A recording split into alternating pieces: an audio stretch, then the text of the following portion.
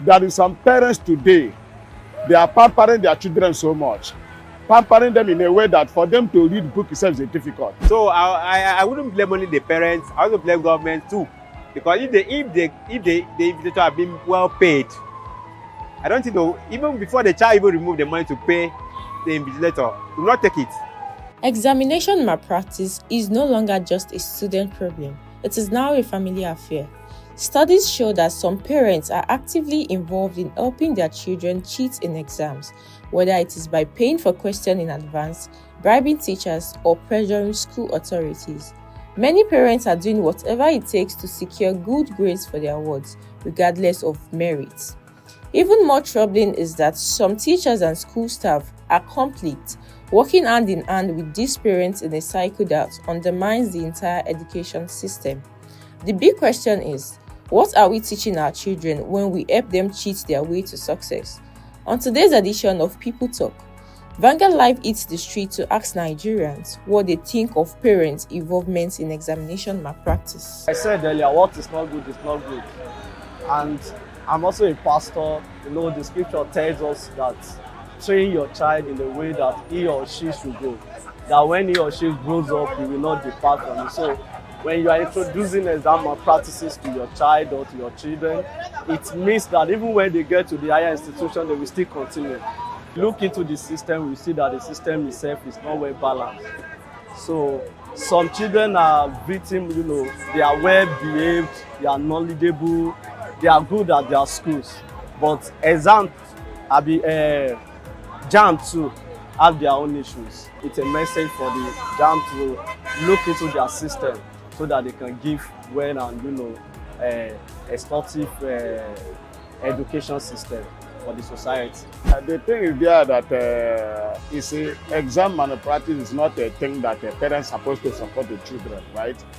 Because a children need to read harder to pass exam. Do you understand? A child that does not read harder will not expect a good result. Sure, understand? Because exam is not a place that you can do family, it's not a family affair. That's why one of these days, most of the children of these days, they don't like reading. They like giving excuses. Do you understand? So exam is just like a competition. Everybody wants to go there and pass. Do you understand me? So parents are involved in exam malpractice. I think to me is wrong. Parents are not supposed to be in an exam malpractice because they can only force their children, advise their children to read harder so that they will pass the exam. I think that is the right thing. I could remember when we were in primary school or secondary school, we're always serious in our education. Like I personally, I read through candle, I read the exam through lamp. But children of these days, sometimes it's from the parents, sometimes it's from the teacher. How do I mean? There is some parents today, they are pampering their children so much, pampering them in a way that for them to read book itself is difficult. They only emphasize in the case of phone. They can buy phone of 5 million, 2 million, 1.5, 1 million for their children just to live a luxury life. And whatever they want to do, they say you should Google it, do this. I think it's not right. A good parents have to draft their children in a better way because of his future. Do you understand? A good parents need to enforce his children to read harder. You understand? Because education is a knowledge, it's very important in a society. Do you understand? Then in a teacher side, I think sometimes I blame teachers. How do I blame teachers? Sometimes they will give teachers to go and Google on their phone. Maybe if there is any assignment or homework, you ask the teachers to go and Google on their phone, use their phone to be doing an assignment. To me, it's wrong. Because when we are in school, we don't do things like that. When the teacher gives you homework, you have to go home and read. Like I read Macbeth, I read Things Fall Apart. So all those things, they are things that used to give us that time. But this time our children, whatever they want to read, go and Google it. Anything they want to do, go and Google it. It's not right. It's affecting the children. And when we get it wrong in the children, we are getting it wrong in the future. Beyond that, because these are the futures of tomorrow. So that is it, my dear. That is how it is.